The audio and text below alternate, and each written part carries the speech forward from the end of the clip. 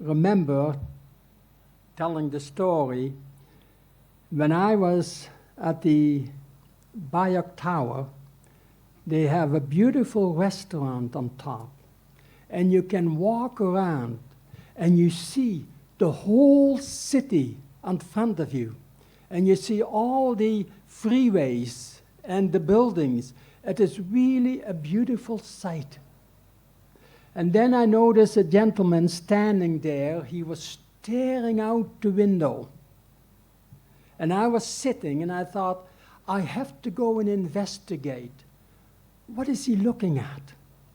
So I went close and I saw the city. It looked beautiful.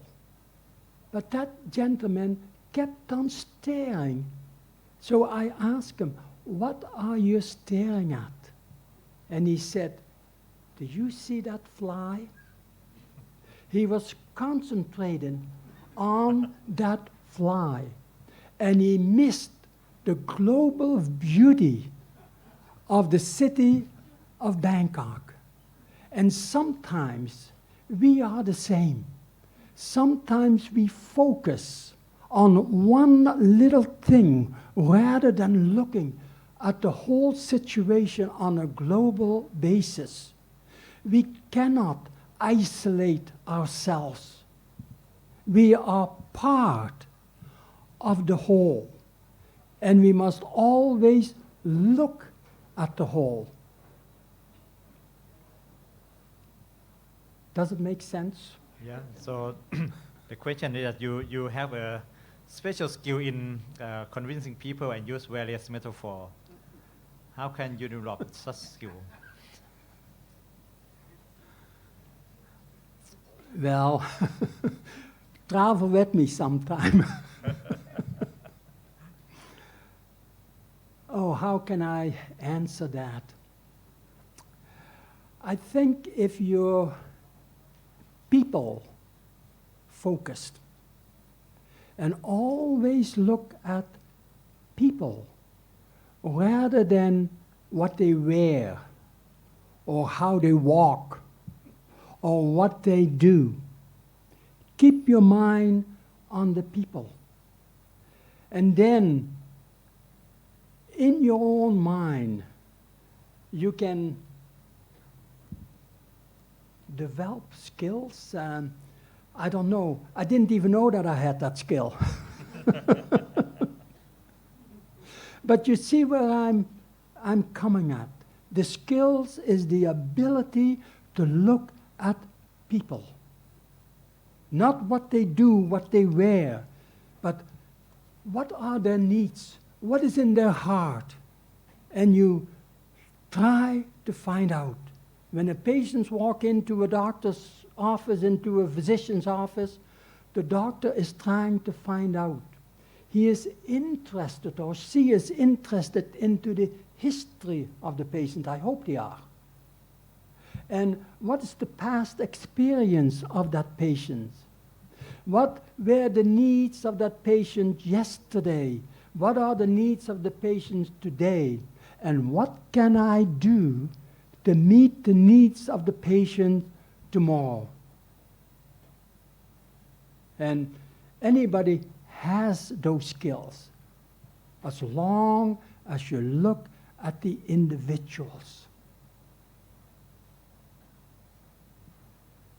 I have to go back with you again and practice this kind of skill, looking at the needs of the people.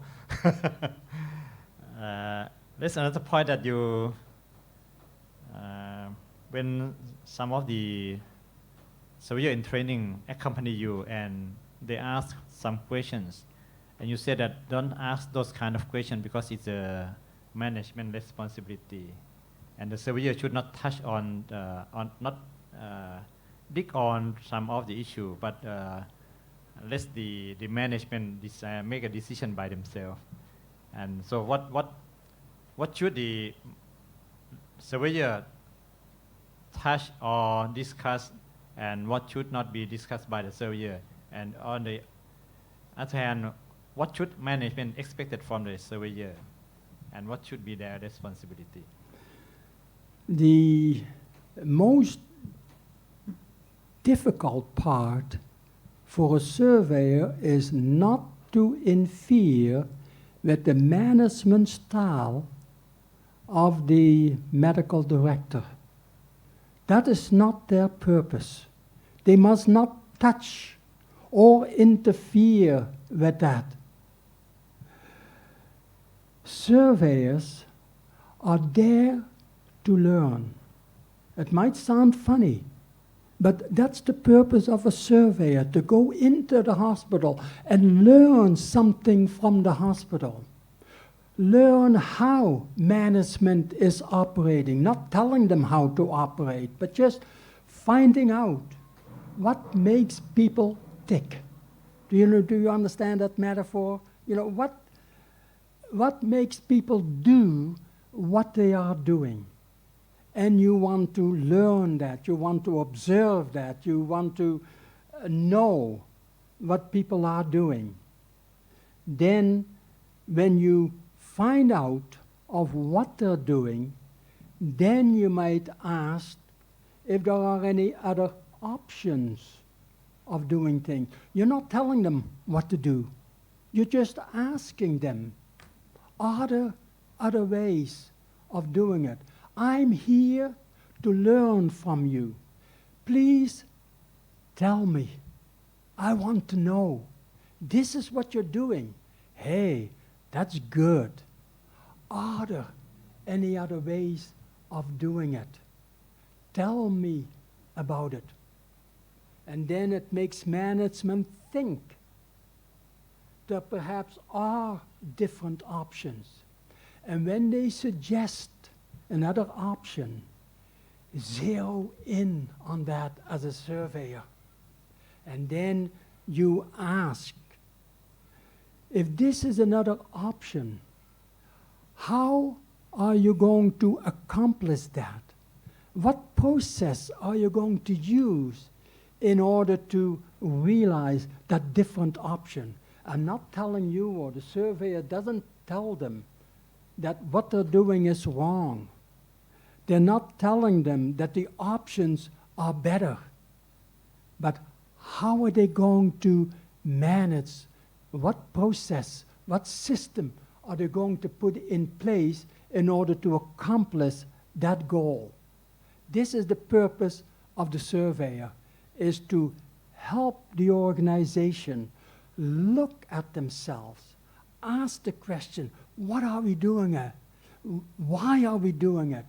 Are there better ways of doing it? And usually it is the people in the hospital that have the answer and pull out. That's the purpose of a surveyor. Pull out those answers. Help the individuals to look at various options. When we ask, is there any other option? In the Thai context, often the feeling is that the hospital is not doing a good enough approach. They don't have a good enough approach. So you ask, is there any other option? How can we prevent this kind of feeling? Because they think that, oh, I make a mistake. So the surveyor asks this kind of question. When I talk to the management of the hospital, and then they tell me what they're doing, I usually confirm and tell them, that is good. Now, for my own satisfaction, your system may not work in another hospital. So what can you tell me? How can you teach me? What information can you give me that there might be other options for me to talk about that in another hospital? So it is, the individuals don't have to lose faith.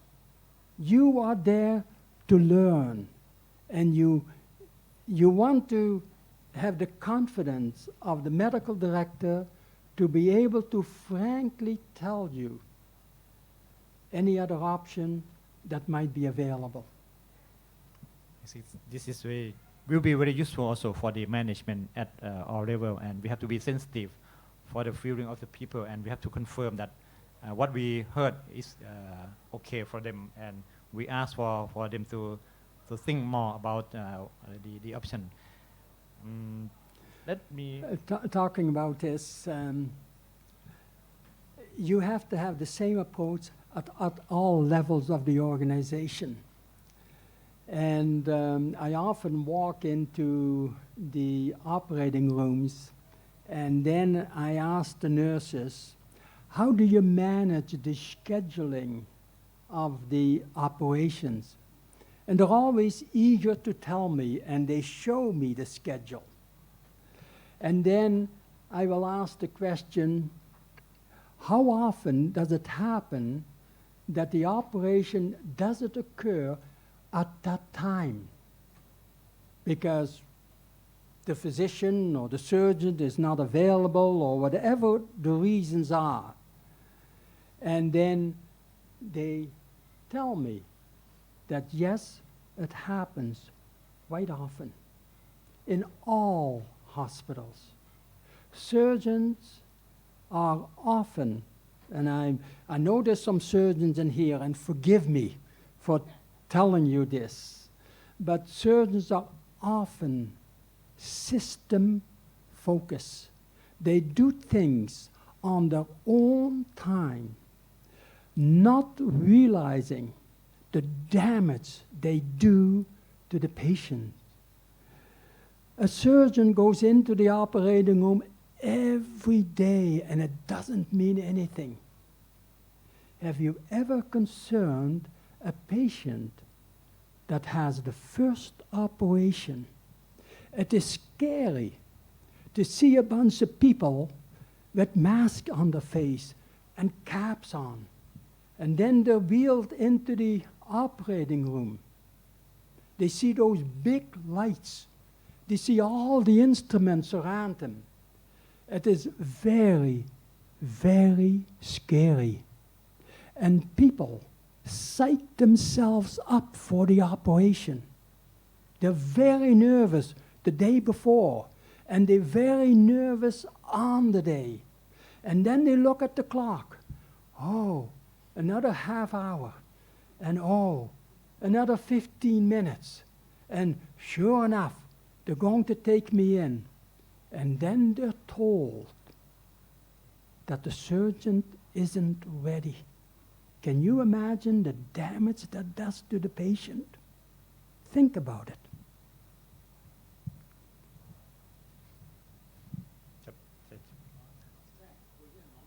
โอเคครับเชิญครับอาจารย์สมศักดิ์ครับ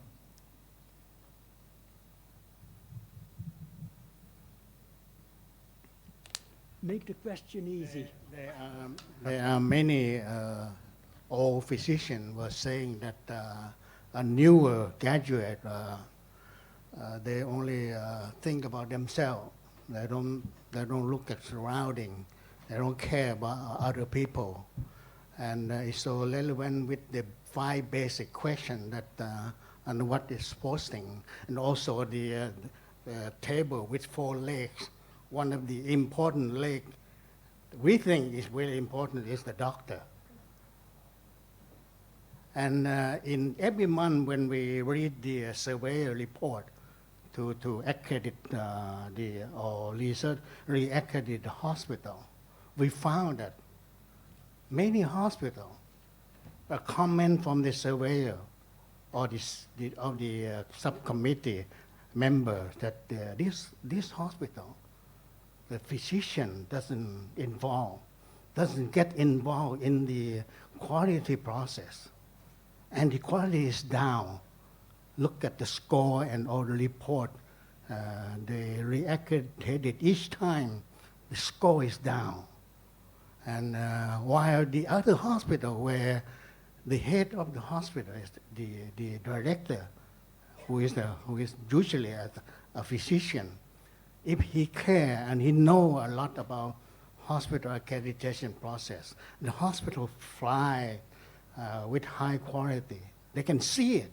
We can feel it from the report. to get the physician involved is the problem here. One of the university hospital, they don't even have a medical staff organization. After so many accreditation, they say, I don't need it. We have a teacher council. In other words, the doctor are teacher in the hospital, in the university.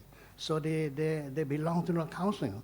And that council is doing, instead of the medical staff organization, this kind of thinking and the way that the hospital is going on, what can we do about this individual who is very important in leading the organization? Why do we need the physician to be a leader in the hospital accreditation process when the head nurse are so good at it? But they were not recognized. They need the director who is involved. Why?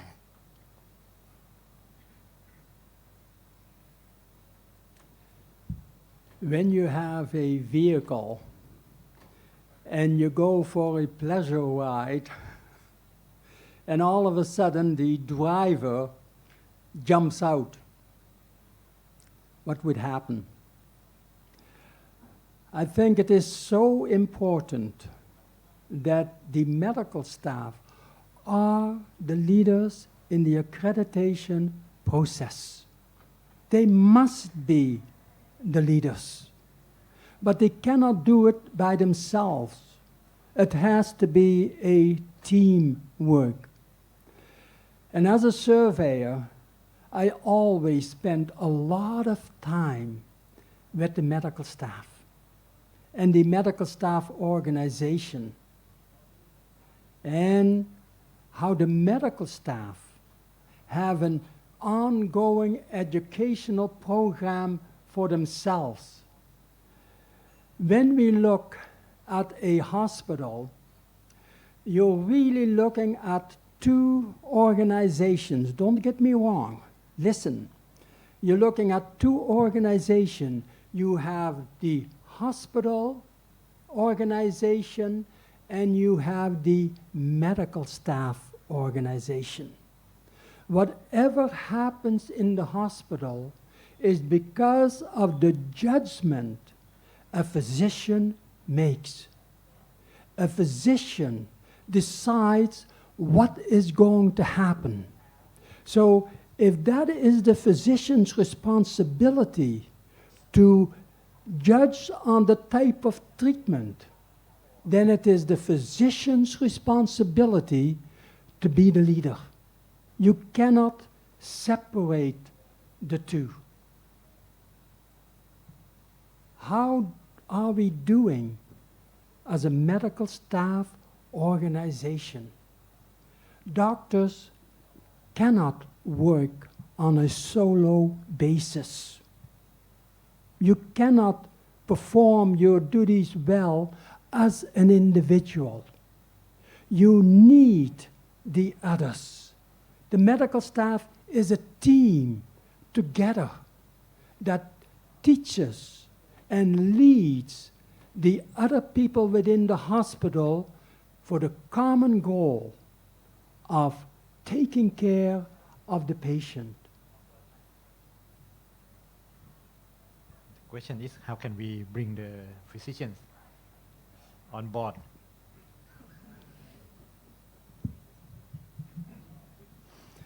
Are there any physicians here that are not part of the medical staff?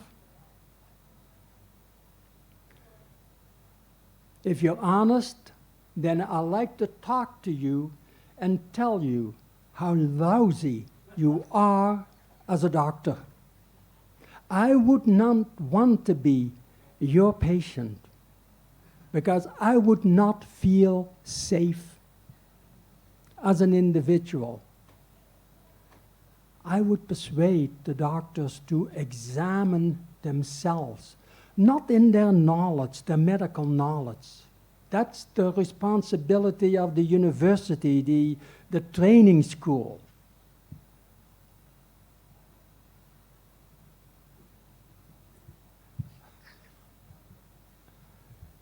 Anyone here that wants to challenge me on that?